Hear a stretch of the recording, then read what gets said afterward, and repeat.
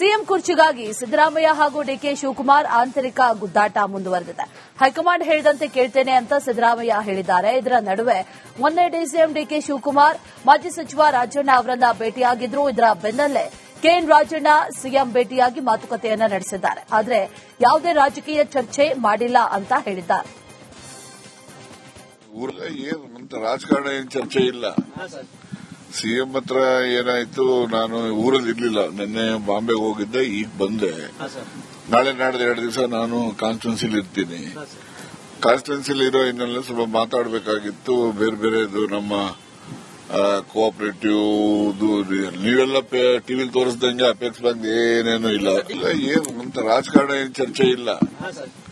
CM ಹತ್ರ ಏನಾಯ್ತು, ನಾನು ಊರಲ್ಲಿ ಇರ್ಲಿಲ್ಲ. ನಿನ್ನೆ ಬಾಂಬೆಗೆ ಹೋಗಿದ್ದೆ. ಇನ್ನು ಕುರ್ಚಿ ಕಿತ್ತಾಟದ ಬಗ್ಗೆಯೂ ಮಾಜಿ ಸಚಿವ ಕೆಎನ್ ರಾಜಣ್ಣ ಪ್ರತಿಕ್ರಿಯಿಸಿದ್ದಾರೆ. ಸಿದ್ದರಾಮಯ್ಯನವರು ಒಪ್ಪಂದ ಆಗಿಲ್ಲ ಅಂತ ಹೇಳಿದ್ದಾರೆ. ಡಿಕೆ ಶಿವಕುಮಾರ್ ಒಪ್ಪಂದ ಆಗಿದೆ ಅಂತಿದ್ದಾರೆ. ಯಾವ ಹೇಳಿಕೆಯನ್ನು ತಳ್ಳಿ ಹಾಕುವಂತಿಲ್ಲ. ಈ ಗೊಂದಲದಿಂದ ಆಡಳಿತದ ಮೇಲೆ ಪರಿಣಾಮ ಬೀರುತ್ತೆ. ಹೀಗಾಗಿ ಹೈಕಮಾಂಡ್ ಗೊಂದಲವನ್ನ ಬಗೆಹರಿಸಬೇಕು ಅಂತ ಹೇಳಿದ್ದಾರೆ. ಈ ಗೊಂದಲ ನಿವಾರಣೆ ಮಾಡ್ತಕ್ಕಂಥದ್ದು ಆಗಬೇಕು. ಗೊತ್ತಾಯ್ತಾ? ಇರ್ಬೋದು, ಖರ್ಗೆ ಸಾಹೇಬ್ರು ಏನು ಹೇಳಿದ್ದಾರೆ ಅದು ಸರಿ ಇರ್ಬೋದು. ನೀವು ಗೊಂದಲ ಸೃಷ್ಟಿ ಮಾಡ್ಕೊಂಡಿದ್ದೀರಿ, ನೀವೇ ಬಗೆಹರಿಸ್ಕೊಳ್ಳಿ ಅಂತಕ್ಕಂಥ ಭಾವನೆ ಅವರಲ್ಲಿ ಇರಬಹುದು. ಅದು ಸರಿ ಇಲ್ಲ ಅಂತ ನಾನು ಹೇಳೋದಿಲ್ಲ. ಆದಾಗ್ಯೂ ಕೂಡ ಹೈಕಮಾಂಡ್ ನಲ್ಲಿ ಈ ರೀತಿಯ ಸಿದ್ದರಾಮಯ್ಯನವರು ಏನ್ ಹೇಳ್ತಾರೆ, ರಾಹುಲ್ ಗಾಂಧಿ ಅವರು ಹೇಳಿದ್ರೆ ನಾನು ಆ ಕೂಡ್ಲೇನೆ ನಾನು ಜಾಗ ಬಿಡ್ತೀನಿ, ಇಲ್ಲ ಅಂದ್ರೆ ನಾನೇ ಮುಖ್ಯಮಂತ್ರಿ ಅಂತ ಅವರು ಹೇಳ್ತಿದ್ದಾರೆ. ಇವರು ಈಗ ಡಿಕೆ ಶಿವಕುಮಾರ್ ಅವರು ಕೂಡ ಆಸ್ಪಿರೆಂಟ್ ಇದ್ದಾರೆ. ಅವರು ಕೂಡ ಕೇಳ್ತಾ ಇದ್ದಾರೆ. ಅವ್ರ ಜೊತೆ ಬಹಳ ಜನನೂ ಇದ್ದಾರೆ. ಅವ್ರು ಯಾರು ಹೇಳ್ಕೊಳಕ್ ಹೋಗಲ್ಲ. ಆದ್ರೆ ಇವ್ರು ಶಿವಕುಮಾರ್ ನನಗೆ ಮಾತು ಕೊಟ್ಟಿದ್ರು ಅಂತ ಹೇಳಿದ್ರೆ, ಯಾರು ಮಾತು ಕೊಟ್ಟಿದ್ರು ಅವರನ್ನ ಕೇಳಿ ಅವರಿಂದ ಈ ಒಂದು ಗೊಂದಲಕ್ಕೆ ತೆರೆ ಎಳೆಯುವಂತದ್ದು ಆಗಬೇಕು. ಅಂತಿಮವಾಗಿ ಹೈಕಮಾಂಡ್ನವರು ಈ ಒಂದು ಗೊಂದಲಕ್ಕೆ ಡಿಕೆ ಶಿವಕುಮಾರ್ ಕೆಪಿಸಿಸಿ ಅಧ್ಯಕ್ಷರಿದ್ದಾರೆ. ಪಕ್ಷದ ಸಂಘಟನೆ ಬಗ್ಗೆ ಅವರು ನಮ್ಮ ಜೊತೆ ಮಾತಾಡಬಹುದು. ಅವರಾದ್ರೂ ನಮ್ಮನ್ನ ಭೇಟಿ ಆಗಬಹುದು. ನಮ್ಮನ್ನ ಕರೆಸಿ ಆದ್ರೂ ಅವರು ಮಾತಾಡಬಹುದು. ಶಿವಕುಮಾರ್ ಅಧ್ಯಕ್ಷರಾಗಿ ಇರೋವರೆಗೂ ಕೂಡ ಪಕ್ಷದ ವಿಚಾರದಲ್ಲಿ ಅವರ ಮಾತು ನಾವು ಕೇಳಬೇಕು ಅಂತ ಮಾಜಿ ಸಚಿವ ಕೆಎನ್ ರಾಜಣ್ಣ ಹೇಳಿದ್ದಾರೆ. ಈಗ ಡಿಕೆ ಶಿವಕುಮಾರ್ ಮತ್ತೊಮ್ಮೆ ಹೇಳೋದು ಅಂದ್ರೆ ಕೆಪಿಸಿಸಿ ಪ್ರೆಸಿಡೆಂಟ್ ಅವರು ಕಾಂಗ್ರೆಸ್ನ ಸಂಘಟನೆ ಬಗ್ಗೆ ಮತ್ತೆ ಯಾವಾಗ ಬೇಕಾದ್ರೂ ಅವರು ಬಂದು ನಮ್ಮನ್ನು ಮಾತಾಡಬಹುದು ಅಥವಾ ನಮ್ಮನ್ನು ಕರೆಸಿ ಬೇಕಾದ್ರೂ ಮಾತಾಡಬಹುದು. ಅದಕ್ಕೆ ಹೆಚ್ಚು ಮಹತ್ವ ಕೊಡುವಂತದ್ದು ಏನಿಲ್ಲ. ಗೊತ್ತಾಯ್ತಾ? ಶಿವಕುಮಾರ್ ಅವರು ಅಧ್ಯಕ್ಷರಿರೋವರೆಗೆ ಅವರು ನಮ್ಗೆ ಅಧ್ಯಕ್ಷರು ಅವ್ರು ಹೇಳಿದ್ದನ್ನೆಲ್ಲ ನಾವು ಕೇಳಬೇಕಾಗ್ತದೆ. ಕೇಳ್ತೀವಿ ಪಕ್ಷದ ವಿಚಾರದಲ್ಲಿ. ಅಲ್ಲೆಲ್ಲ ಈಗ ಡಿಕೆ ಶಿವಕುಮಾರ್ ಮತ್ತೊಮ್ಮೆ ಹೇಳೋದು ಅಂದ್ರೆ ಕೆಪಿಸಿಸಿ ಪ್ರೆಸಿಡೆಂಟ್ ಅವರು ಡಿಸಿಎಂ ಡಿಕೆ ಶಿವಕುಮಾರ್ ದೆಹಲಿ ಪ್ರಯಾಣ ವಿಚಾರವಾಗಿ ಸಚಿವ ಸತೀಶ್ ಜಾರಕಿಹೊಳಿ ಬಾಗಲಕೋಟೆಯಲ್ಲಿ ಪ್ರತಿಕ್ರಿಯಿಸಿದ್ದಾರೆ. ರಾಜಕಾರಣಿ ಹಾಗೂ ಸರ್ಕಾರ ಅಂದಮೇಲೆ ದೆಹಲಿಗೆ ಹೋಗೋದು ಇದ್ದೇ ಇರುತ್ತೆ. ರಾಜಕಾರಣಿ ಅಂದ್ರೆ ಸಂಘಟನೆ ಚರ್ಚೆ ಇದ್ದೇ ಇರುತ್ತೆ. ದೆಹಲಿ ಭೇಟಿಯಲ್ಲಿ ನಮಗೇನಂತಹ ವಿಶೇಷತೆ ಅನಿಸೋದಿಲ್ಲ. 27ನೇ ತಾರೀಕು ಸಿಡಬ್ಲ್ಯೂಸಿ ಮೀಟಿಂಗ್ ಇದೆ. ಆ ಕಾರ್ಯಕ್ರಮದ ಸಲುವಾಗಿ ಹೋಗ್ತಾ ಇದ್ದಾರೆ ಅಂತ ಹೇಳಿದ್ದಾರೆ. ಎಲ್ಲಿಗೆ ಹೋಗೋದು ಇರುತ್ತಂದ್ರೆ ರಾಜಕಾರಣಿ ಅಂದ್ರೆ ಸಂಘಟನೆ ಚರ್ಚೆ ಕೂಡಿದ್ದೇ ಇರುತ್ತೆ. ಇದರಲ್ಲಿ ನಮ್ಗೇನಂತ ವಿಶೇಷ ಅನಿಸೋಲ್ಪ. ಡೆಲ್ಲಿ 20 ಸಿಡಬ್ಲ್ಯೂಸಿ ಇದೆ. ಆ ಕಾರ್ಯಕ್ರಮ ಅದೇ ಹೇಳಿದಿಲ್ಲ. ಮತ್ತೆ ಹೋಗಲೇಬೇಕು. ಸರ್ಕಾರ ಇಂಥ ದೊಡ್ಡ ಸರ್ಕಾರ, 7 ಲಕ್ಷ ಜನ, 7 ಕೋಟಿ ಜನಸಂಖ್ಯೆ, 4 ಲಕ್ಷ ಕೋಟಿ ಬಜೆಟ್ ಇರುವಂತಹ ರಾಜ್ಯ. ಡೆಲ್ಲಿಗೆ ಹೋಗಬೇಕಾಗುತ್ತೆ. ಅವರು 2 ಇಲಾಖೆ ನಿರ್ವಹಿಸ್ತಾರೆ. ಕೆಲಸ ಇರ್ಬೋದು, ಹೋಗಿ ಹೋಗ್ತಾರೆ. ಒಂದು ಕಡೆ ಅಧ್ಯಕ್ಷರು, ಒಂದು ಕಡೆ ಡಿಸಿಎಂ, 2 ಅವರಿಗೆ. ಕುರ್ಚಿ ಕದನದ ಬಗ್ಗೆ ಹೈಕಮಾಂಡ್ ತೀರ್ಮಾನಿಸುತ್ತೆ. ಡಿಕೆ ಶಿವಕುಮಾರ್ ಅವರ ಪರವಾಗಿಯೂ ನಾನಿಲ್ಲ, ವಿರೋಧವಾಗಿಯೂ ಇಲ್ಲ, ತಟಸ್ಥನಾಗಿದ್ದೇನೆ ಅಂತ ಸಚಿವ ಸತೀಶ್ ಜಾರಕಿಹೊಳಿ ಬಾಗಲಕೋಟೆಯಲ್ಲಿ ಹೇಳಿದ್ದಾರೆ. ಇನ್ನು ಒಂದೇ ಪಕ್ಷ ಅಂತಂದ್ಮೇಲೆ ಕೆಎನ್ ರಾಜಣ್ಣ ಅವರನ್ನ ಡಿಸಿಎಂ ಡಿಕೆ ಶಿವಕುಮಾರ್ ಭೇಟಿಯಾಗಿದ್ದಾರೆ ಅಂತ ಹೇಳಿದ್ದಾರೆ. ನಾನೇನು ಹೇಳಿಕ್ಕಾಗಲ್ಲ. ಅದು ಪರವಾಗಿಲ್ಲ, ವಿರೋಧವಾಗಿಲ್ಲ. ನಾವು ತಟಸ್ಥವಾಗಿದ್ದೇವೆ ಅಷ್ಟೇ. ಪರೋಕ್ಷ ಅದು ಇಂಡೈರೆಕ್ಟ್ ಕೋಡ್ ವಾರ್ ಇದ್ದೇ ಅದು ರಾಜಕೀಯ ಇಲ್ಲ. ಅದು ಒಂದೇ, ನಾವು ಒಂದೇ ಪಕ್ಷದಲ್ಲಿದ್ದೀವಿ, ಬೇರೆ ಪಕ್ಷದಲ್ಲಿಲ್ಲ. ಬೇಕಾದ್ರೂ ತಪ್ಪೇನಿಲ್ಲ. ರಾಜ್ಯ ಸರ್ಕಾರದ ವಿರುದ್ಧ ಮಾಜಿ ಡಿಸಿಎಂ ಕೆಎಸ್ ಈಶ್ವರಪ್ಪ ಹರಿಹಾಯ್ದಿದ್ದಾರೆ. ಅಧಿಕಾರದ ದಾಹದಲ್ಲಿ ಸಿಎಂ ಡಿಸಿಎಂ ಒಪ್ಪಂದದ ಹೇಳಿಕೆಗಳೇ ಗೊಂದಲದಲ್ಲಿದೆ. ಇದರಿಂದಾಗಿ ರಾಜ್ಯದ ಜನರ ಮಧ್ಯೆ ಸಾಕಷ್ಟು ಗೊಂದಲಗಳನ್ನು ಸೃಷ್ಟಿ ಮಾಡಿದ ಇವರಿಬ್ಬರಲ್ಲಿ ಕದ್ದವರು ಯಾರು ಅನ್ನುವಂಥ ಗಾದೆಯಂತಾಗಿದೆ ಅಂತ ವಿಜಯಪುರದಲ್ಲಿ ಕೆಎಸ್ ಈಶ್ವರಪ್ಪ ಕಿಡಿಕಾರಿದ್ದಾರೆ. ಕಾಂಗ್ರೆಸ್ ಪಕ್ಷ ಮತ್ತು ಕಾಂಗ್ರೆಸ್ ಸರ್ಕಾರ ರಾಜ್ಯದ ಜನರ ಮಧ್ಯೆ ಸಾಕಷ್ಟು ಗೊಂದಲಗಳನ್ನು ನಿರ್ಮಾಣ ಮಾಡ್ತಾ ಇದೆ. ರಾಜ್ಯದ ಕಾಂಗ್ರೆಸ್ ಸರ್ಕಾರ ಅಸಹ್ಯ ರೀತಿಯಲ್ಲಿ ವರ್ತನೆ ಮಾಡ್ತಾ ಇದೆ. ಮುಖ್ಯಮಂತ್ರಿಗಳು, ಉಪಮುಖ್ಯಮಂತ್ರಿಗಳು ಅಧಿಕಾರದ ದಾಹಕ್ಕೆ ಅವರ ಹೇಳಿಕೆಗಳೇ ಗೊಂದಲ ಆಗಿದೆ. ಮುಖ್ಯಮಂತ್ರಿ ಸ್ಥಾನದ ಬಗ್ಗೆ ಮುಖ್ಯಮಂತ್ರಿಗಳ ಜೊತೆಗೆ ನನ್ನ ಒಪ್ಪಂದ ಆಗಿದೆ, ಕೇಂದ್ರದ ನಾಯಕರಿಗೆ ಗೊತ್ತು, ಹೈಕಮಾಂಡ್ಗೆ ಗೊತ್ತು ಅನ್ನೋಂಥ ಮಾತನ್ನ ಉಪಮುಖ್ಯಮಂತ್ರಿಗಳು ಹೇಳ್ತಾರೆ. ಮುಖ್ಯಮಂತ್ರಿಗಳು ನೇರವಾಗಿ ಹೇಳ್ತಾರೆ, ನನಗೂ ಉಪಮುಖ್ಯಮಂತ್ರಿಗಳು ಯಾವುದೇ ಒಪ್ಪಂದ ಆಗಿಲ್ಲ. ಕನ್ನಡದ ಗಾದೆ ಇದೆಯಲ್ಲ. ರಾಜಣ್ಣ ಅವರನ್ನ ಅಪೆಕ್ಸ್ ಬ್ಯಾಂಕ್ ಅಧ್ಯಕ್ಷ ಮಾಡಿದ್ದೆ ನಾನು ಅನ್ನುವಂತಹ ಡಿಕೆ ಶಿವಕುಮಾರ್ ಹೇಳಿಕೆಗೆ ಮಾಜಿ ಸಚಿವ ರಾಜಣ್ಣ ಪ್ರತಿಕ್ರಿಯಿಸಿದ್ದಾರೆ. ಎಸ್ಎಂ ಕೃಷ್ಣ ಅವರ ಕಾಲದಲ್ಲಿ ಅಪೆಕ್ಸ್ ಬ್ಯಾಂಕ್ ಅಧ್ಯಕ್ಷನಾಗಿದ್ದೆ. ಜಾಲಪ್ಪ, ಡಿಕೆಶಿ ನನಗೆ ಸಹಾಯ ಮಾಡಿದ್ರು, ಸಿದ್ದರಾಮಯ್ಯ ಕೂಡ ನನ್ನನ್ನ ಅಧ್ಯಕ್ಷನನ್ನಾಗಿ ಮಾಡಿದ್ರು ಅಂತ ಹೇಳಿದ್ದಾರೆ. ಮಾಜಿ ಸಚಿವ ರಾಜಣ್ಣ ಬೆಂಗಳೂರಲ್ಲಿ ಮಾತಾಡಿದ್ದಾರೆ. ಅವರು ಗವರ್ಮೆಂಟ್ ಅಲ್ಲಿ ಎಸ್ಎಂ ಕೃಷ್ಣ ಮುಖ್ಯಮಂತ್ರಿ ಆದಿಯಾಗಿ ನನಗೆ ಸಪೋರ್ಟ್ ಮಾಡಿದ್ದು. ಈಗ ಆ ಸಂದರ್ಭದಲ್ಲಿ ಇವರು ಕೋಆಪರೇಷನ್ ಮಿನಿಸ್ಟರ್ ಇದ್ರು. ಇವ್ರದ್ದು ಅದರಲ್ಲಿ ಇರ್ಬೋದು, ಇಲ್ಲ ಅಂತ ನಾನು ಹೇಳೋದಿಲ್ಲ. ಯಾಕೆಂದ್ರೆ ಒಬ್ಬ ಮನುಷ್ಯ ಯಾವಾಗ್ಲೂ ಕೂಡ ಒಂದು ಸಹಾಯ ಮಾಡಿದ್ರು ಅದನ್ನು ನೆನೆಸ್ಕೊಳ್ತಕ್ಕಂಥದ್ದು ನನ್ನ ಗುಣ. ಅದು ಆ ಸಂದರ್ಭದಲ್ಲಿ ಎಸ್ಎಂ ಕೃಷ್ಣ ಅವರು ಮುಖ್ಯಮಂತ್ರಿ ಇರೋವಾಗ ಇವರು ಸಹಕಾರ ಸಚಿವರಿದ್ರು. ಇವ್ರದ್ದು ಕೂಡ ನನಗೆ ಸಹಾಯ ಆಗಿಲ್ಲ ಅಂತ ನಾನು ಹೇಳಲ್ಲ. ಅದಕ್ಕೆ ಹೆಚ್ಚಿನದಾಗಿ ಆವತ್ತು ಎಸ್ಎಂ ಕೃಷ್ಣ ಅವರಿಗೆ ಒತ್ತಾಯ ಮಾಡಿದ್ದು ಜಾಲಪ್ನವರು, ನಮ್ಮ ಬಸವರಾಜು ಮತ್ತೆ ಡಾಕ್ಟರ್ ಪರಮೇಶ್ವರು. ಆ ಎಲೆಕ್ಷನ್ ಡೇ ಬೆಳಿಗ್ಗೆನೆ ಬಂದು ಎಸ್ಎಂ ಕೃಷ್ಣ ಅವರಿಗೆ ಮನವೊಲಿಸಿ ಅವರು ಸಹಕಾರ ಸಚಿವರು ಇವರು ಎಲ್ಲ ಸೇರಿ ಮಾತಾಡಿ, ಆ ದಿವಸ ನಾನು ಎಂಎಲ್ಸಿ ಇದ್ದೆ, ಆಗ ನಾನು ಎಂಎಲ್ಎ ಇರಲಿಲ್ಲ. ಆಗ ಅವರೆಲ್ಲರ ಸಹಕಾರದಿಂದ ನಾನು ಅಧ್ಯಕ್ಷ ಆಯಿತು. ಮತ್ತೆ ಇನ್ನೊಮ್ಮೆ ಚೀಫ್ ಮಿನಿಸ್ಟರ್ ಸಿದ್ದರಾಮಯ್ಯನವರು ಕೂಡ ನನಗೆ ಮಾಡಿದ್ರು. ಅದರಿಂದ ಅಪೆಕ್ಸ್ ಬ್ಯಾಂಕ್ ಅಧ್ಯಕ್ಷ ಆಗ್ತಕ್ಕಂಥದ್ದಕ್ಕೆ ಅದು. ಮತ್ತೆ ಇನ್ನೊಂದೇನಂದ್ರೆ ಇವು ಸಲಹೆ ಮೇರೆ ಅಲ್ಲಿರೋ ಕುರ್ಚಿ ಕಿತ್ತಾಟದ ನಡುವೆ ಕಂದಾಯ ಸಚಿವ ಕೃಷ್ಣ ಬೈರೇಗೌಡ ಸಿಎಂ ಸಿದ್ದರಾಮಯ್ಯ ಅವರನ್ನ ಭೇಟಿಯಾಗಿದ್ದು ಭಾರೀ ಕುತೂಹಲವನ್ನ ಮೂಡಿಸಿದೆ. ಈ ಬಗ್ಗೆ ಪ್ರತಿಕ್ರಿಯೆ ಕೊಟ್ಟಿರುವಂತಹ ಸಚಿವ ಕೃಷ್ಣ ಬೈರೇಗೌಡ, ಮಂತ್ರಿಯಾಗಿ ಸಿಎಂ ಭೇಟಿ ಮಾಡಿದ್ದೇನೆ ಅಷ್ಟೇ, ಬೇರೇನು ಮಾತುಕತೆ ನಡೆದಿಲ್ಲ ಅಂತ ಹೇಳಿದ್ದಾರೆ. ಸಿಎಂ ಭೇಟಿ ಮಾಡೋದು ಕೇಳ್ತೀರ? ಇಲ್ಲಪ್ಪ, ಏನು ಮಂತ್ರಿಗಳು ಸಿಎಂ ಭೇಟಿ ಮಾಡೋದು ಏನಿಲ್ಲ. ಆಯ್ತಾಯ್ತು, ಸೇಫ್ಟಿ ಅಪ್ಪ ಅಷ್ಟೇ ಸರ್. ಅದ್ರದ್ದು ಕೋಲಾರ ಘಟನೆ ಬಗ್ಗೆ ಏನಾದ್ರು ಸ್ಪಷ್ಟನೆ ಕೇಳಿದ್ರ ಸರ್?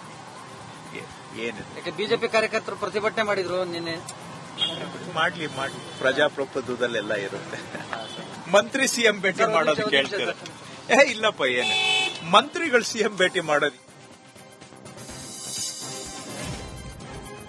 ಜನವರಿ 3ನೇ ವಾರದಲ್ಲಿ ಮೈಸೂರಿನಲ್ಲಿ ಬೃಹತ್ ಅಹಿಂದ ಸಮಾವೇಶ ನಡೆಯಲಿದೆ. ಈಗಾಗಲೇ ಸಮಾವೇಶದ ರೂಪುರೇಷೆಯ ಬಗ್ಗೆ ಸಭೆ ನಡೆಸ್ತಾ ಇದ್ದೇವೆ ಅಂತ ಮೈಸೂರಿನಲ್ಲಿ ಅಹಿಂದ ಮುಖಂಡ ಶಿವರಾಮ್ ಹೇಳಿದ್ದಾರೆ.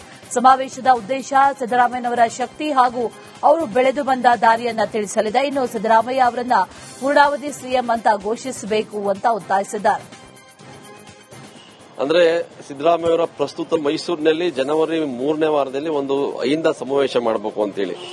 ಅಂದ್ರೆ ಸಿದ್ದರಾಮಯ್ಯವರ ಪ್ರಸ್ತುತತೆ, ಅವರ ಅನಿವಾರ್ಯತೆ ಈ ಸಮಾಜಕ್ಕೆ ಅಂದ್ರೆ ಸೊಸೈಟಿಗೆ ಎಷ್ಟಿದೆ ಅಂತ. ಒಂದ್ ಕಡೆ ಪಾರ್ಟಿ, ಅದನ್ನ ಮೀರಿ ಸೊಸೈಟಿಗೆ ಅವರ ಅನಿವಾರ್ಯತೆ ಎಷ್ಟಿದೆ ಅಂತ ಹೇಳಿ. ಯಾಕಂದ್ರೆ ಅಹಿಂದ ಸಮುದಾಯಗಳಿಗೋಸ್ಕರ ಅವತ್ತು ಅವರು ರಾಜೀನಾಮೆ ಕೊಟ್ಟು ಜೆಡಿಎಸ್ ಪಕ್ಷದಿಂದ ಆಚೆ ಹಾಕಿಸ್ಕೊಂಡ್ಬಂದ್ರು. ಆ ನಂತರ ಅಹಿಂದ ಸಮುದಾಯಗಳನ್ನ ಕಟ್ಕೊಂಡು ಅವ್ರ ಕಷ್ಟ ಸುಖಗಳಿಗೆ ಸ್ಪಂದಿಸಿಕೊಂಡು ಆ ಸಮುದಾಯಗಳಿಗೋಸ್ಕರ ತನ್ನ ಇಡೀ ಜೀವನವನ್ನ, ತನ್ನ ಬದುಕನ್ನ, ರಾಜಕೀಯ ಬದುಕನ್ನ ಮುಡುಪಾಗಿಟ್ಟಿರುವಂತದ್ದು. ಸೊ ಆ ಕಾರಣಕ್ಕಾಗಿ ಇವತ್ತು ಇಂಥ ಸಂದರ್ಭದಲ್ಲಿ ಅವ್ರು ನಡೆದು ಬಂದ ದಾರಿ. ರಾಜ್ಯ ಕಾಂಗ್ರೆಸ್ ಸರ್ಕಾರ ಅಂಗೀಕರಿಸಿದ ದ್ವೇಷ ಭಾಷಣ ಮಸೂದೆ ವಿರುದ್ಧ ಮಾಜಿ ಡಿಸಿಎಂ ಕೆಎಸ್ ಈಶ್ವರಪ್ಪ ಆಕ್ರೋಶವನ್ನ ಹೊರಹಾಕಿದ್ದಾರೆ. ಇದೊಂದು ಅಘೋಷಿತ ತುರ್ತು ಪರಿಸ್ಥಿತಿ ಹೇರಿದಂತೆ ಅಂತ ರಾಜ್ಯ ಸರ್ಕಾರದ ವಿರುದ್ಧ ವಾಗ್ದಾಳಿ ನಡೆಸಿದ್ದಾರೆ. ವಿರೋಧಿ ಮಸೂದೆಯನ್ನ ಒಂದು ರೀತಿಯ ಅಘೋಷಿತ ತುರ್ತು ಪರಿಸ್ಥಿತಿ ಅಂತ ನಾನು ಕರೆಯಕ್ಕೆ ಇಷ್ಟಪಡ್ತೇನೆ. ತುರ್ತು ಪರಿಸ್ಥಿತಿ ಸಂದರ್ಭದಲ್ಲಿ ಯಾರು ಭಾರತ್ ಮಾತಾ ಕಿ ಜೈ ವಂದೇ ಮಾತರಂ ಅಂತ ಘೋಷಣೆ ಕೂಗಿದ್ರು ಅಂತವ್ರನ್ನು ಸೇರಿ ಇಡೀ ದೇಶದ ವಿರೋಧ ಪಕ್ಷ ನಾಯಕರನ್ನೆಲ್ಲರೂ ಕೂಡ ಜೈಲಿಗೆ ತಳ್ಳಿದ್ರು. ಆದ್ರೆ ಭಾರತ್ ಮಾತಾ ಕಿ ಜೈ ವಂದೇ ಮಾತರಂ ಘೋಷಣೆಗಳು ಕೂಡ ರಾಷ್ಟ್ರದ್ರೋಹದ ಘೋಷಣೆಗಳಾಗಿತ್ತು. ಆದ್ರೆ ಅವತ್ತು ಸರ್ವಾಧಿಕಾರಿಯಂತೆ ವರ್ತನೆ ಮಾಡಿ ತುರ್ತು ಪರಿಸ್ಥಿತಿಯನ್ನು ತಂದಂತಹ ಶ್ರೀಮತಿ ಇಂದಿರಾ ಗಾಂಧಿ ಅವರು ಕಾಂಗ್ರೆಸ್ ಸರ್ಕಾರ ಅವತ್ತು ನಿರ್ನಾಮ ಆಯಿತು. ಕೇಂದ್ರದಲ್ಲಿ ಸರ್ಕಾರ ಹೋಯಿತು. ರಾಷ್ಟ್ರಭಕ್ತರಿಂದ ಕೂಡಿದಂತಹ ಜೈಲು. ಬೆಂಗಳೂರಿನ ಬಸವೇಶ್ವರ ನಗರದಲ್ಲಿ ಹೆಂಡತಿ ಮೇಲೆ ಗುಂಡು ಹಾರಿಸಿ ಪಾಪಿಗಡ್ಡ ಕೊಲೆ ಮಾಡಿದ್ದಾನೆ. ಪತಿ ಬಾಲಮುರುಗನ್ ಪತ್ನಿ ಭುವನೇಶ್ವರಿ ಮೇಲೆ ಗುಂಡು ಹಾರಿಸಿದ್ದಾರೆ. ಈ ಘಟನೆಯಿಂದಾಗಿ ಬಸವೇಶ್ವರ ನಗರದ ವೆಸ್ಟಿನ್ ಹೋಟೆಲ್ ಸಮೀಪ ಕೆಲಕಾಲ ಆತಂಕದ ವಾತಾವರಣ ಸೃಷ್ಟಿಯಾಗಿತ್ತು. ಇನ್ನು ಪತ್ನಿ ಮೇಲೆ ಅನೈತಿಕ ಸಂಬಂಧದ ಅನುಮಾನ ಇದ್ದು ಇಬ್ಬರೂ ಕೂಡ ದೂರವಾಗಿದ್ದರು. ಸಾಯಂಕಾಲ ಸುಮಾರು 6:30 ಹೊತ್ತಿಗೆ ನಮ್ಮ ಮಾಗಡಿ ರೋಡ್ ಪೊಲೀಸ್ ಠಾಣಾ ವ್ಯಾಪ್ತಿಯಲ್ಲಿ ಬರ್ತಕ್ಕಂಥ ಇಂಡಸ್ಟ್ರಿಯಲ್ ಏರಿಯಾ ಅಂತ ಇದೆ. ಆ ಏರಿಯಾದಲ್ಲಿ ಒಂದು ಕೊಲೆ, ಗಂಡ ತನ್ನ ಹೆಂಡತಿನ ಕೊಲೆ ಮಾಡಿರ್ತಕ್ಕಂಥದ್ದು ಒಂದು ಘಟನೆ ನಡೆದಿದೆ. ಇದರಲ್ಲಿ ಗಂಡ ಬಂದ್ಬಿಟ್ಟು ಬಾಲಮುರುಗನ್ ಅಂತ ಹೇಳಿ ಒಬ್ಬ ಸಾಫ್ಟ್ವೇರ್ ಇಂಜಿನಿಯರ್, ಹೆಂಡತಿನ ಭುವನೇಶ್ವರಿ ಅಂತ ಹೇಳಿ ಆಕೆನ ಇವತ್ತು ಕೊಲೆ ಮಾಡ್ತಾನೆ. ಇದು ಮೂಲತಃ ಏನಂದ್ರೆ ಹುಬ್ಬಳ್ಳಿಯಲ್ಲಿ ಜಿಲ್ಲಾಧಿಕಾರಿ ದಿವ್ಯಾ ಪ್ರಭು ಕಂಡು ದಲಿತ ಮುಖಂಡರು ಆಕ್ರೋಶವನ್ನ ಹೊರಹಾಕಿದ್ದಾರೆ. ಆಸ್ಪತ್ರೆ ಗೇಟ್ ಬಳಿ ತಡೆದು ಧಿಕ್ಕಾರ ಕೂಗಿ ತರಾಟೆ ತೆಗೆದುಕೊಂಡಿದ್ದಾರೆ. ಮರ್ಯಾದಾ ಹತ್ಯೆ ಘಟನೆ ನಡೆದು 3 ದಿನಗಳ ನಂತರ ಬಂದಿದ್ದೀರಿ, ಈಗ್ಯಾಕೆ ಬಂದ್ರಿ, ನಿಮಗ್ ಮನುಷ್ಯತ್ವ ಇದೆಯಾ, ವಾಪಸ್ ಹೋಗಿ ಅಂತ ಕಿಡಿಕಾರಿದ್ದಾರೆ. ಒಬ್ಬ ಸಾಫ್ಟ್ವೇರ್ ಇಂಜಿನಿಯರ್, ಹೆಂಡತಿನ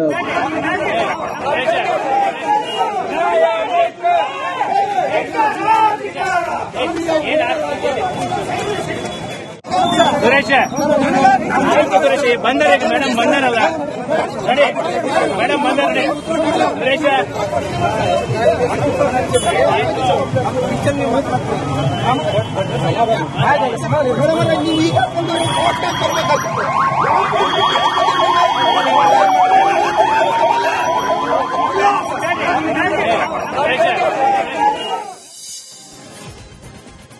ಬ್ರೇಕ್ ಫೇಲ್ಯೂರ್ ಆಗಿ ಗೂಡ್ಸ್ ವಾಹನ ಡಿವೈಡರ್ ಏರಿದ ಘಟನೆ ಬೆಂಗಳೂರಿನ ಕಾರ್ಪೊರೇಷನ್ ಸಿಗ್ನಲ್ ಬಳಿ ನಡೆದಿದೆ. ಲಾರಿ ಅವಾಂತರದಿಂದ ಮೈಸೂರು ಬ್ಯಾಂಕ್ ಸರ್ಕಲ್ ಸುತ್ತಮುತ್ತ ಟ್ರಾಫಿಕ್ ಜಾಮ್ ಉಂಟಾಗಿತ್ತು. ಕೊನೆಗೆ ಕ್ರೇನ್ ಮೂಲಕ ವಾಹನದ ತೆರವು ಕಾರ್ಯವನ್ನು ಮಾಡಲಾಯಿತು. ರೌಡಿ ಶೀಟರ್ ಬಿಕ್ಲು ಶಿವ ಕೊಲೆ ಪ್ರಕರಣಕ್ಕೆ ಸಂಬಂಧಪಟ್ಟಂತೆ ಬಿಜೆಪಿ ಶಾಸಕ ಭೈರತಿ ಬಸವರಾಜ್ಗೆ ಕೋರ್ಟ್ ಬಿಗ್ ಶಾಕ್ ಕೊಟ್ಟಿದೆ. ಭೈರತಿ ಬಸವರಾಜ್ ಜಾಮೀನು ಅರ್ಜಿಯನ್ನ ಕೋರ್ಟ್ ವಜಾಗೊಳಿಸಿದೆ. ಇದರ ಬೆನ್ನಲ್ಲೇ ಪ್ರಕರಣದ ತನಿಖೆ ನಡೆಸ್ತಾ ಇರುವಂತಹ ಸಿಐಡಿ ಅಧಿಕಾರಿಗಳು ಇದೀಗ ಲುಕ್ಔಟ್ ನೋಟಿಸ್ ಹೊರಡಿಸಿದ್ದಾರೆ.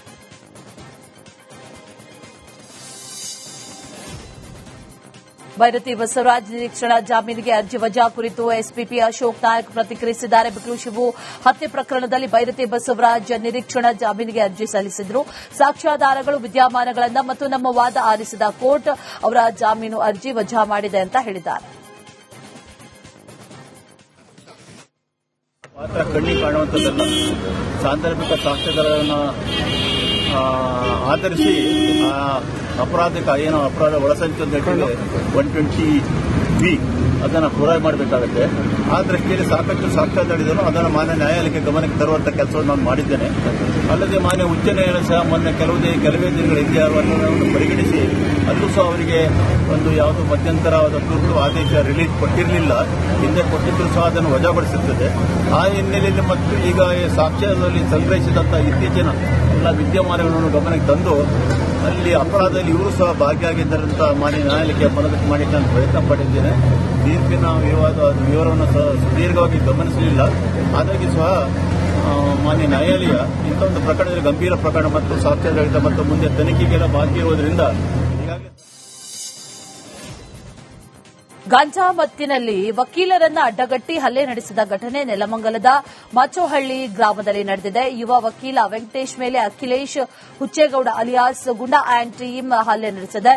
ಸ್ಥಳಕ್ಕೆ ಪೊಲೀಸರು ಬರುವಷ್ಟರಲ್ಲಿ ಆರೋಪಿಗಳು ಎಸ್ಕೇಪ್ ಆಗಿದ್ದಾರೆ. ಹಲ್ಲೆಗೊಳಗಾದಂಥ ವಕೀಲ ವೆಂಕಟೇಶ್ ಖಾಸಗಿ ಆಸ್ಪತ್ರೆಯಲ್ಲಿ ಚಿಕಿತ್ಸೆಯನ್ನು ಪಡೆಯುತ್ತಾ ಇದ್ದಾರೆ.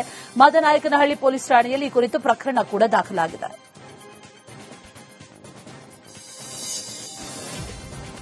ಶಿವಮೊಗ್ಗದ ಶಿಕಾರಿಪುರದಲ್ಲಿ ದ್ವೇಷ ಭಾಷಣ ವಿಧೇಯಕ ಖಂಡಿಸಿ ಬಿಜೆಪಿ ಪ್ರತಿಭಟನೆಯನ್ನ ನಡೆಸಿದೆ. ಪ್ರಜಾಪ್ರಭುತ್ವದ ಕಗ್ಗೊಲೆ ಮಾಡುವ ಮಸೂದೆಯನ್ನ ಕಾಂಗ್ರೆಸ್ ಸರ್ಕಾರ ತಂದಿದೆ. ಸಂವಿಧಾನ ವಿರೋಧಿ ನಡೆಯನ್ನ ಕಾಂಗ್ರೆಸ್ ಸರ್ಕಾರ ಅನುಸರಿಸುತ್ತಾ ಇದೆ ಅಂತ ವಾಗ್ದಾಳಿಯನ್ನ ನಡೆಸಿದ್ದಾರೆ. ಬಿಜೆಪಿ ರಾಜ್ಯಾಧ್ಯಕ್ಷ ವಿವೈ ವಿಜೇಂದ್ರ ಆಕ್ರೋಶವನ್ನ ಹೊರಹಾಕಿದ್ದಾರೆ. ಯಾವ ರೀತಿ 1975ರಲ್ಲಿ ಅಂದಿನ ಪ್ರಧಾನಮಂತ್ರಿ ಇಂದಿರಾ ಗಾಂಧಿ ಅವರು ದೇಶದಲ್ಲಿ ತುರ್ತು ಪರಿಸ್ಥಿತಿಯನ್ನ ಹೇರುವ ಮುಖೇನ ಇಡೀ ದೇಶದಲ್ಲಿ ಒಂದು ಕರಾಳ ದಿನಗಳನ್ನ ಏನು ತಂದಿಟ್ಟಿದ್ರು, ಇವತ್ತು ದೇಶದ ಜನ ಇನ್ನೂ ಕೂಡ ಮರ್ತಿಲ್ಲ. ಕಗ್ಗೊಲೆ ಮಾಡುವಂತ ಒಂದು ಮಸೂದೆಯನ್ನ ಈ ಕಾಂಗ್ರೆಸ್ ಸರ್ಕಾರ ತಂದಿರುವಂತದ್ದು. ದ್ವೇಷ ಭಾಷಣದ ಬಿಲ್ ಕಾಂಗ್ರೆಸ್ ಸರ್ಕಾರ ತಂದಿರುವಂತದ್ದು. ಪ್ರಜಾಪ್ರಭುತ್ವ ಅಷ್ಟೇ ಅಲ್ಲ, ಬಾಬಾ ಸಾಹೇಬ್ ಅಂಬೇಡ್ಕರ್ ಅವರ ಸಂವಿಧಾನ ವಿರೋಧಿ ನಡೆಯನ್ನ ಇವತ್ತು ಕಾಂಗ್ರೆಸ್ ಸರ್ಕಾರ ಅನುಸರಿಸ್ತಾ ಇರ್ತಕ್ಕಂಥದ್ದನ್ನ ರಾಜ್ಯದಲ್ಲಿ ಇವತ್ತು ಜನ ಮಾತನಾಡ್ತಾ ಇದ್ದಾರೆ. ಯಾವ ರೀತಿ 1975ರಲ್ಲಿ ಡಿಕೆ ಶಿವಕುಮಾರ್ಗೆ ಸಿಎಂ ಪಟ್ಟ ಮತ್ತು ಶಾಸಕ ಟಿಬಿ ಜಯಚಂದ್ರಗೆ ಮಂತ್ರಿ ಸ್ಥಾನ ಕೊಡುವಂತೆ ಆಗ್ರಹಿಸಿ ಶಿರಾನಗರದಲ್ಲಿ ಬೃಹತ್ ಪಂಜಿನ ಮೆರವಣಿಗೆಯನ್ನ ನಡೆಸಲಾಯಿತು. ನೂರಾರು ಕಾರ್ಯಕರ್ತರು ಡಿಕೆಶಿ ಹಾಗೂ ಟಿಬಿ ಜಯಚಂದ್ರ ಅವರ ಭಾವಚಿತ್ರವನ್ನ ಹಿಡಿದು ಅಂಬೇಡ್ಕರ್ ವೃತ್ತದಿಂದ ನಗರದ ಪ್ರಮುಖ ಬೀದಿಯಲ್ಲಿ ಮೆರವಣಿಗೆಯನ್ನ ನಡೆಸಿದರು. ಕೊಟ್ಟ ಮಾತಿನಂತೆ ಸಿಎಂ ಸಿದ್ದರಾಮಯ್ಯ ಡಿಕೆಶಿಗೆ ಸಿಎಂ ಸ್ಥಾನವನ್ನ ಬಿಟ್ಟುಕೊಡಬೇಕು ಅಂತ ಆಗ್ರಹಿಸಿದ್ದಾರೆ.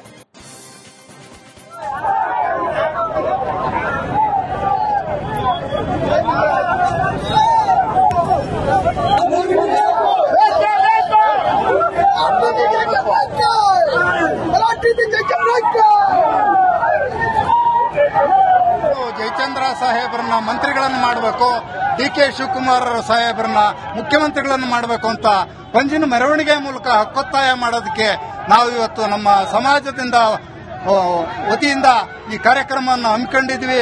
ಎಲ್ಲಾ ಸಮಾಜದ ಬಂಧುಗಳು, ಶಿರಾ ತಾಲೂಕಿನ ಎಲ್ಲಾ ಸಮಾಜದ ಬಂಧುಗಳು ಇದರೊಳಗೆ ಭಾಗವಹಿಸಿ ಈ ಬಂದನ್ನು ಯಶಸ್ವಿಯಾಗಿ ಮಾಡಿಕೊಟ್ಟಿದ್ದೀರಿ. ಆದ್ರಿಂದ ಎಲ್ಲರಿಗೂ ಮತ್ತೊಮ್ಮೆ ನಿಮಗೆ ಹೃತ್ಪೂರ್ವಕವಾದ ನಮಸ್ಕಾರಗಳನ್ನು ಅರ್ಪಿಸುತ್ತಾ, ಜಯಚಂದ್ರ ಸಾಹೇಬ್ರನ್ನ ಯಾಕೆ ಮಂತ್ರಿ ಮಾಡಬೇಕು ಅಂತಕ್ಕಂಥ ವಿಚಾರ ಅಂದ್ರೆ, ಜಯಚಂದ್ರ ಸಾಹೇಬರು ಶಿರಾ ತಾಲೂಕಿಗೆ ಅಷ್ಟೇ ಸೀಮಿತವಾದಂತ ಒಬ್ಬ ಮನುಷ್ಯ ಅಲ್ಲ, ಶಿರಾ ಅಭಿವೃದ್ಧಿಯ ಹರಿಕಾರ. ಫ್ಯಾನ್ಸ್ ವಾರ್ ಬೆನ್ನಲ್ಲೇ ಪತಿ ದರ್ಶನ್ನ ಪತ್ನಿ ವಿಜಯಲಕ್ಷ್ಮಿ ಭೇಟಿಯಾಗಿ ಬಂದಿದ್ದಾರೆ. ಬಳಿಕ ಖುಷಿಯಲ್ಲಿ ಇನ್ಸ್ಟಾದಲ್ಲಿ ಡವಿಲ್ ಸಿನಿಮಾದ ಹಾಡಿಗೆ ರೀಲ್ಸ್ ಮಾಡಿ ವಿಡಿಯೋ ಪೋಸ್ಟ್ ಮಾಡಿದ್ದಾರೆ. ಇನ್ನು ದರ್ಶನ್ ಭೇಟಿಗೆ ಹೋದ ವಿಜಯಲಕ್ಷ್ಮಿಗೆ ದಿನಕರ್ ತೂಗುದೀಪ್ ಕೂಡ ಸಾಥ್ ಕೊಟ್ಟಿದ್ರು. ಒಟ್ಟಿಗೆ ಪರಪ್ಪನ ಅಗ್ರಹಾರಕ್ಕೆ ಹೋಗಿ ದರ್ಶನ್ ಭೇಟಿಯಾಗಿ ಬಂದಿದ್ದಾರೆ.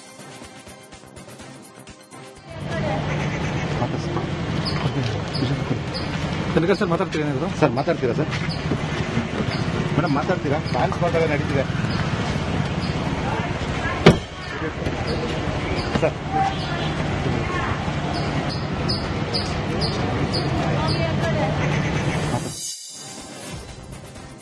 ಕ್ರಿಸ್ಮಸ್ ಹಾಗೂ ಹೊಸ ವರ್ಷಾಚರಣೆಗೆ ಸಿಲಿಕಾನ್ ಸಿಟಿ ಬೆಂಗಳೂರು ಭರ್ಜರಿಯಾಗಿ ರೆಡಿಯಾಗ್ತಾ ಇದೆ. ಹೀಗಾಗಿ ಭದ್ರತಾ ದೃಷ್ಟಿಯಿಂದ ಪೊಲೀಸರು ಅಲರ್ಟ್ ಆಗಿದ್ದಾರೆ. ನಗರದ ಹಲವು ಕಡೆಗಳಲ್ಲಿ ಬೈಕ್ಗಳಲ್ಲಿ ತೆರಳಿ ಪರಿಶೀಲನೆ ನಡೆಸಿದ್ದಾರೆ. ವರ್ಷಾಚರಣೆಯ ಪ್ರಮುಖ ಸ್ಥಳಗಳಲ್ಲಿ ಖುದ್ದು ಕಮಿಷನರ್ ಶ್ರೀಮಂತ್ ಕುಮಾರ್ ಸಿಂಗ್ ಭೇಟಿ ನೀಡಿ ಪರಿಶೀಲನೆಯನ್ನ ನಡೆಸಿದರು.